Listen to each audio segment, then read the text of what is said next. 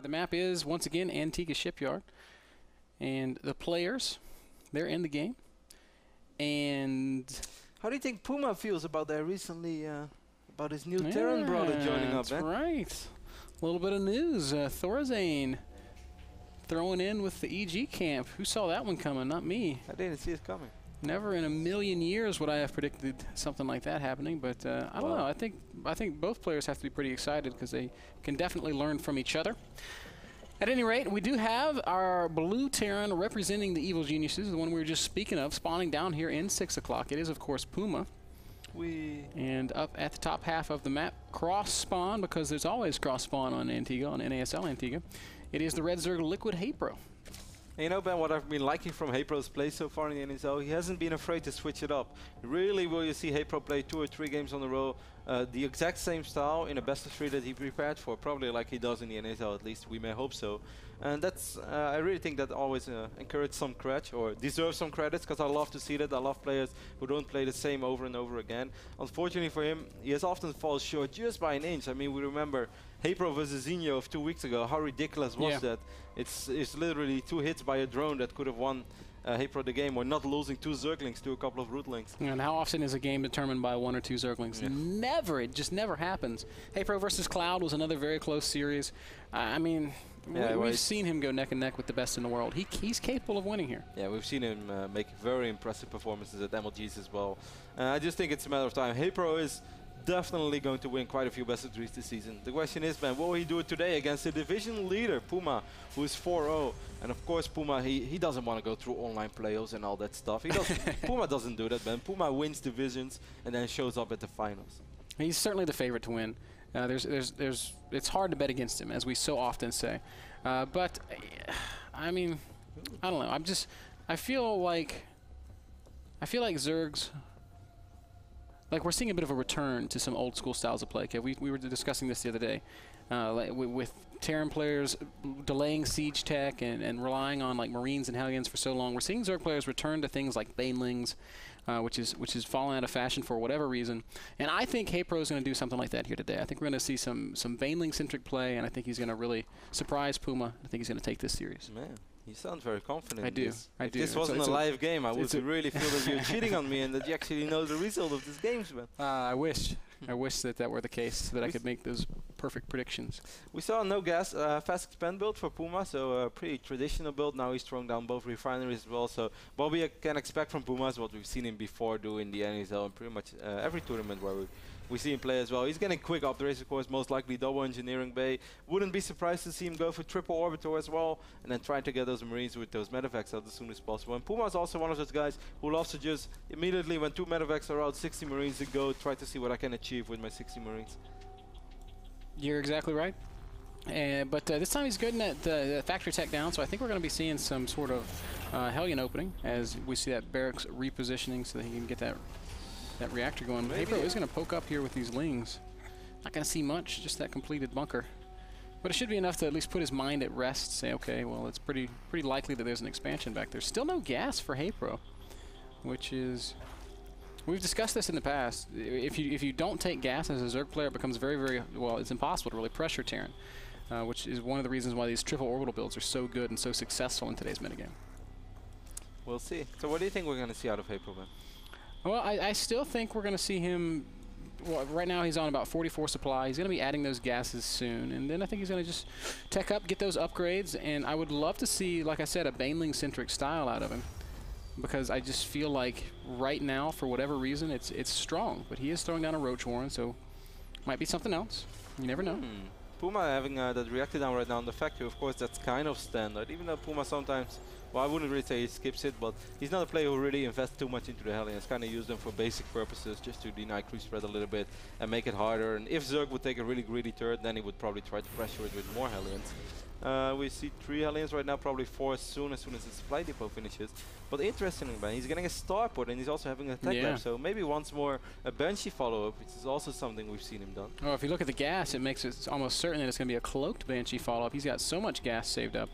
And, you know, HayprO, he's not getting his layer yet. There's no Evo chamber anywhere. Now, he's got plenty of time to get that sort of tech in place.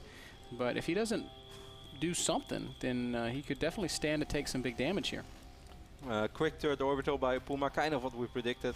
Those two Hellions are going to spot this hatch right now. It's going to take quite a while before this hatch actually finishes. And of course Hellions are not that great against buildings, but he's still going to need something. He has a Roach one, he has a couple of Roaches on the map. So it's going to be interesting to see if HayprO is going to be prepared to deal with both Hellions and Banshees. Yep, Roaches are finally revealed, and PuMa will immediately back up a little bit.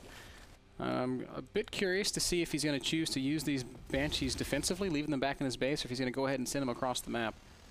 Yeah, he might actually wait while HayprO's draining up mad, by the way. 13 drones at once.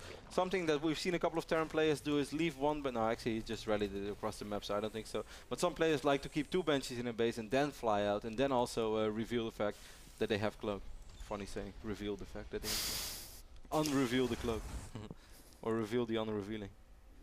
Wow, you're blowing my mind right now. I've never really thought about it like that, man.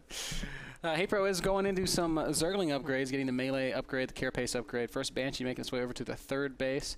Lair is not even started still, so there's no mobile detection for HayprO, and that's a really big deal. Means these queens are going to be pretty useless against Cloak Banshees.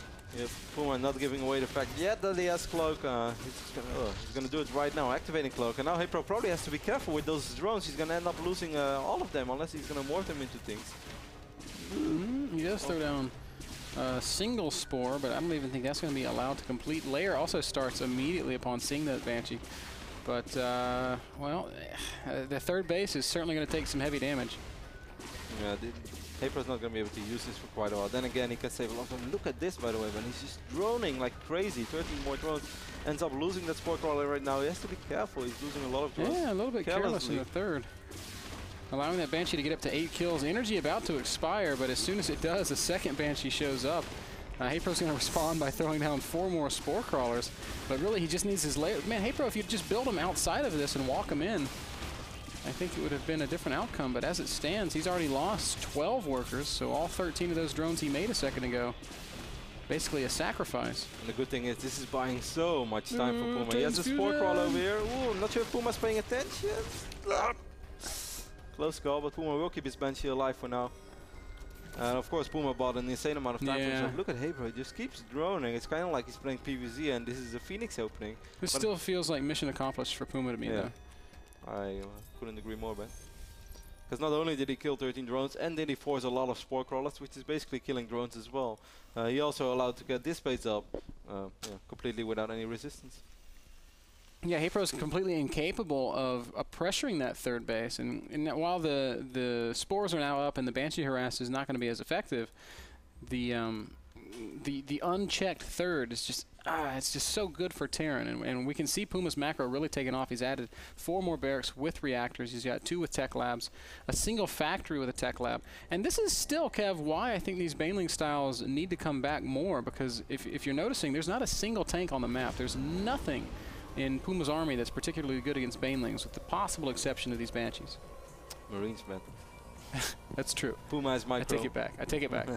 Marines are pretty good, but as you said, PuMa's macro is really kicking over gear right now with all these reactors. He's going to have a ton of Marines on the map. Before you know it, he's been sort of inactive with these Hellions. That's the only thing I was a little bit surprised by. Then again, HayprO did have quite a few Roaches. He's got to pay attention right now. Ends up losing 1 Hellion straight away. But I would have loved to see him at least threaten HayprO somewhere a little bit more with those Hellions. Looks like a medevac going to be making its way into the main base of HayprO. There's a single Spore there, but that's really about all, and these Roaches are kind of out of position. And on the same moment, PuMa's already moving forward towards the middle of the map. This is looking so tough for HayprO right now. Yeah, this is going to be a tough hold.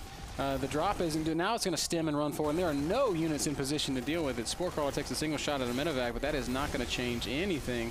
HayprO is backing up to hopefully try and save some of his main base, and he's going to do an okay job, really only losing a single queen, I believe. But now PuMa should know that HayprO is so far out of position, but he's still kind of afraid. Man, HayprO's macro has been really subpar this game. Just now starting up 8 Infestors. He needs those Infestors to deal with his Bioforce. He may still lose the third, Kev. Man, he could have started those Infestors quite a bit early, and he still has 2,000 minerals. Maybe he made a little bit too many drones. Not used to being that rich in this phase of the game. Banshee's dropping that cloak, and Stim Marines still pushing forward. HayprO supply blocked. He's lost so many Overlords. These 8 Infestors are almost ready. Dropping Changelings. Wow, HayprO is just losing all his roaches right now to these Marines. Of course, roaches are not really the answer to Marines. Certainly not with Banshees above them. I guess when all those infestors pop with some good fungals. And as this is happening, there's also the Marines being dropped in the back of the natural Kev. So much damage being incurred by HayprO. He does just tap out. GG. PuMa looking... Yeah, PuMa looking really good, but I think HayprO kind of called it on himself. He had so much money. Yeah. He started those infestors when the pathogen glands upgrade was like 85% complete. I mean, HayprO is such a good player. He knows after 30 seconds he can start that upgrade. So they will spawn. And imagine if he would have had fungals while those roaches were fighting those Marines. It's a whole different fight. He could have had them. He could have had them. I don't know. The whole thing felt sloppy to me, just from HayprO's side of things. The Banshees were not really handled that well. Yeah, I mean, he lost a lot of drones unnecessarily, and then, I don't know, it just looked like maybe he was a little sloppy. Maybe it was his first game of the day, knocking the rust off, waking up a little bit. I really hope he bounces back and shows us more of what he's really capable of in Game 2. Yeah, Game 1 was sort of one-sided. Unfortunately, PuMa played a great game, of course. That's what we are used to from PuMa, but yeah. HayprO made a couple of unforced errors, as we can say. I love that expression, man. That game was... unforced errors. Yeah, basically an error that smart. PuMa didn't really force upon HayprO. Yeah, that's a statistic. That's like a stat we could track. Yeah, it's unforced errors, kind of like tennis. Exactly. I know. Cool. Breaking the metagame, breaking the casting metagame. I like it. All right, guys, we're going to take a very quick commercial break. That first game brought to you by Epson Projectors. Go check them out, epson.com/projectors for your own projector needs.